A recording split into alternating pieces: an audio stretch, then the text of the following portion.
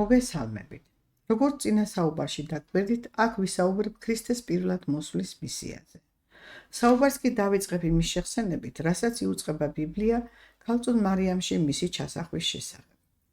ეს ცნობა აქამდე გაურკვევლობას იწვევდა ადამიანებში, იმიტომ რომ ადგილი არ ჰქონდა ჭეშმარიტი ცოდნის ფლობას ადამიანის შექმნის თაობაზე. მაგრამ წინა საუბარში რაც მოგახსენეთ ამ საკითხზე, ის უკვე ნათელს ხსნის იმას, თუ ის მიერ მოხდებოდა ამ პროცესის განხორციელება. დიახ, ამის მოქმედი იყვნენ ის ციური მხედრობა, რომელიც ანგელოზ და გენეტიკური ნაყოფებია და რომელთა მიერაც მოხდა ადამიანის სხეულის შექმნა იმ ბაზაზე, რაც დედამიწაზე მიმდინარეობდა დაცემული სულის განსხეულების შედეგად.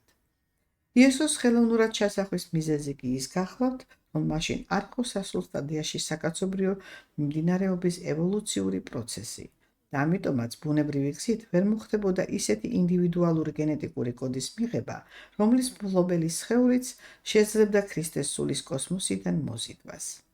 ბიბლიაში ამის თაობაზეც არის ცნობა, რომ როცა ეშმაკების განდევნა დაიწყო იესომ, მათ უთხრეს, დროზე ადრე რად მოხვედიო. რა თქმა უნდა, ეს სამყარო კანონზომიერულად ფუნქციონირებადია და მასში ყოველივეს აქვს დადგენილი თავისი დრო. ქრისტეს ადამიანად მოსვლასაც დადგენილი აქვს თავისი დრო და ეს საუკუნეთა ბოლო ჟამია. მაგრამ მისი ნაადრევად მოვლენების დაშვება იმის გამო მოხდა, რომ აღსრულებული იყო ღმერთის მიერ დადებული პირობა იმაზე, კაცობრიობა რომ აღარ უნდა განადგურებულიყო წარღვნით. მდგომარეობის გამოსასწორებელი ქმედების შემძლეობა კი მხოლოდ მას ჰქონდა, ვის მიერაც შეიქმნა ადამიანური სული და რასაც ბიბლია ამგვარად ამოწმებს. მის მიერ შეიქმნა სოფელი და მან კი ვერ იცნო იგიო. ახლა სწორედ იმ მისიაზე უნდა მოგახსენოთ სრულად, რომელიც იესო ნაზარეველის სახით მოსულმა ქრისტემ შეასრულა კაცობრიობის გადასარჩენად. რაზედაც ადამიანებს ზოგადი წარმოდგენა აქვთ მხოლოდ და მას ასე უწოდებენ, რომ კაცობრიობის ცოდვები იტვირთა საკუთარი სისხლის გაყებითო. აი სწორედ ამაზე მინდა ვისაუბრო დაწვრილებით და ვამხილო ის, რაც კაცობრიობას დაუფარეს საიმისოდ, რომ ანტიქრისტეს მოსვლა შემდგარიყო. გთხოვთ ყურადღებას.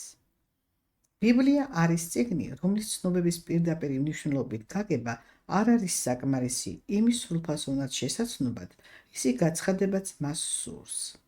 ვინაიდან ის გონების ინტუიციურ ენაზე არის შესრულებული. რადგანაც იმ ხილვების შინაარსის აღწერას წარმოადგენს, ვინაც ისინი იხილა და შემდეგ კი მისი აღმწერი ჩანაწერები გააკეთა. ანდა გონების ხმა მოისმინა და მისგან გააკეთა ჩანაწერი. აი ასე იწერებოდა ის წმინდა წერილები, რომლის ბაზაზეც არის შექმნილი ბიბლია. ამიტომაც მის გასაშიფრად სპეციფიკური უნარი არის საჭირო და მას ბიბლიური კოდის ფლობის უნარ-მქონეობა ჰქვია. რომელიც იძლევა იმის შემძლეობას, რომ სწორად მოხდეს დაკავშირება გაფანტულად მყოფი ბიბლიური ცნობებისა, რაზედაც ეკლესიასტე ამბობს, რომ თანამიმდევრობით უნდა მისდიო აზრს რომ მიაგნო. ამჯერად მინდა თქვენი ყურადღება გავამახვილო ბიბლიის იმ ცნობაზე, რომლითაც ის ამბობს, რომ უტყვი წყალი ქმნიდა ცოცხალ არსებებსო. რის გრიგ შემთხვევაში და განსაკუთრებით კი მაშინ, როცა საუბარი პირადად ადამიანზეა, ეს თანამიმდევრობა ეხება სისხლსაც. რამე თუ ბიბლიურ ტერმინ წყალში იგულისხმება სითხე, რომლის ერთ-ერთი სახეობაც სისხლია და მასზე კი არის ცნობა იმისა, რომ მასში სულის წილია. ხოლო სისხლის მეშვეობით რომ ხდება ორგანიზმის ზრდა განვითარება, ამის ცოდნა კი ყველას აქვს. რადასკვნის გაკეთება შეიძლება იმ ინფორმაციის ფონზე, რისი და იმის, რომ სისხლი არის მაკავშირებელი ადამიანის სულისა და სხეულისა. ამიტომაც, როგორც ბიბლია ამბობს, სისხლის დაუღრელად არ ხდება მიტევება. ახლა კი იმაზე უნდა ვისაუბრო, თუ რას წარმოადგენს ნათელღება, ანუ ნათლობა. რაზეც მოგახსენებთ იმას, რომ ნათელღებული სული არის სული, რომელსაც უნარი აქვს იმისა, რომ სხეულში ყოფნისას შეინარჩუნოს კოსმოსური მიზიდულობის დაქვემდებარებაში ყოფნა. მაგრამ ამას რომ მიღწეული იქნას, ამისათვის საჭიროა ის, რომ ადამიანმა იცხოვროს ცოდვების ჩადენის გარეშე, რასაც იგი ვერ ახერხებს. ცოდვების ჩადენით კი სულის კოსმოსთან კავშირი სუსტდება და თუ კი ეს კავშირი საყოველთაო დონეზე გაწყდა, კაცობრიობა ვეღარ იარსებებს. ამიტომაც საკაცობრიო გენეტიკის კანონმდებლობა დადგენილია იმგვარ პრინციპზე, რომ კანონთა დაცვის აუცილებლობა მკაცრად მოეთხოვება იმ გენის წარმომადგენლებს, რომელთა წინაპარიც, ანუ აბელი, დაადგა მცნებათა დაცვის გზას და ამ გენის წარმომადგენელთა ხარჯზეა განპირობებული კაცობრიობის სიცოცხლის უზრუნველყოფა. რაც ხორციელდება შემდეგნაირად.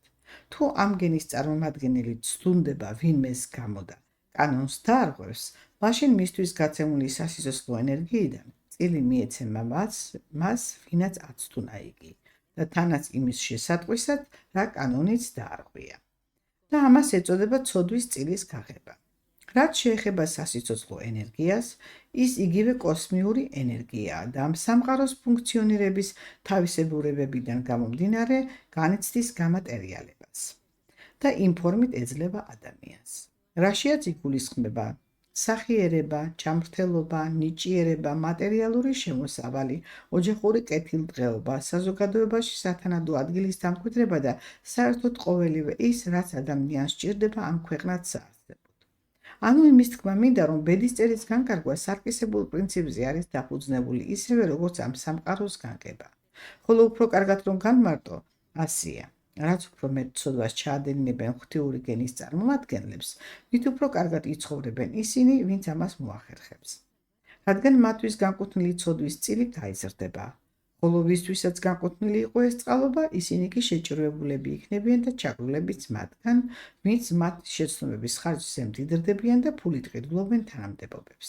მერე კი ადგენენ ისეთ კანონებს, რომლითაც უფრო მეტ შეცდომებს დააშვებიერებენ თავიანთ ენერგოდონორებს და როცა საქმე უკვე გაუსაზლისი მდგომარეობის ზღვრამდე მივა, ღმერთი მხსნელს ავლენს მდგომარეობის გამოსასწორებლად. წინააღმდეგ შემთხვევაში სრულიად საკაცობრიო კატასტროფა გადაუვალია. ასეთი მდგომარეობა იყო ქრისტეს პირველად მოსვლის დროს და სამწუხაროდ ასია ახლაც. აი ამიტომაც გახდა საჭირო ქრისტეს ადამიანის სახით მოვლენების აუცილებლობა, რათა გამოესწორებინა მდგომარეობა, რაც მან გააკეთა საკაცობრიო ნათლისღების მეშვეობით. თუ რას ნიშნავს ეს, განმარტავ მას კარგად. როგორც მოგახსენეთ, ნათელღება ნიშნავს სულის კოსმოსთან შესუსტებული კავშირის აღდგენას, რაც ხორციელდება ცოდვების მიტევების ხარჯზე. რაც შეეხება ნათლობის რიტუალს, რომელსაც რჯულის პერიოდში ატარებდა მღვდელი, გაცნობებთ მასზე, თუ როგორ ხდებოდა ის და თანაც ვის ჰქონდა ამის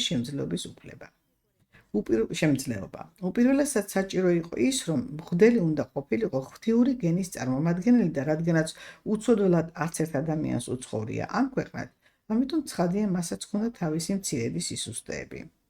მაგრამ ნათლობის ჩატარებამდე ჯერ თავად ინანიებდა ცოდვებს და როცა მიიღებდა შენდობას, მხოლოდ მის შემდეგ ატარებდა ნათლობის რიტუალს.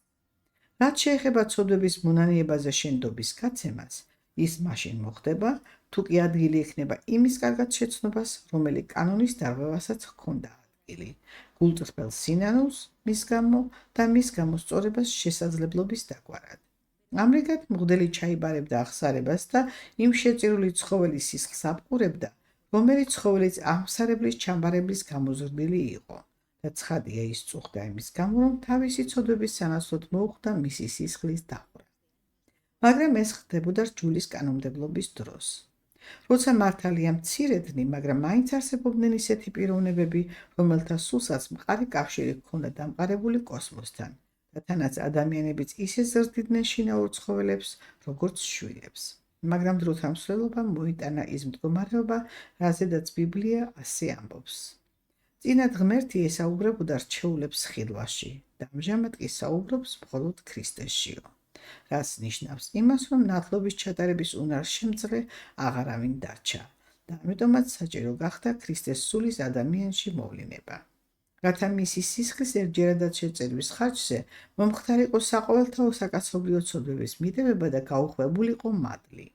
რაც ნიშნავს იმას, რომ ახალი აღთქმის კანონმდებლობის თანახმად ყოველ დაბადებულ ახალშობილს დაბადებით მიცემული ექნებოდა სულიწმიდის მადლით ნათელღებული სული. ანუ ახალი აღთქმის თანახმად ქრისტე გახდა ყველა ბავშვის საყოველთაო ნათლია.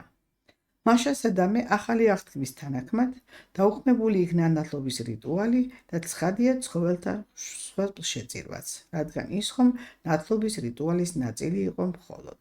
ახლა კი თავად დაფიქრდით იმაზე, რამც მოყვებოდა და მოყვა კიდეც იმას, რასაც მოსახლეობას ჩადის იმ ნათლობების მეშვეობით საკუთარ შვილებს რომ უტარებენ.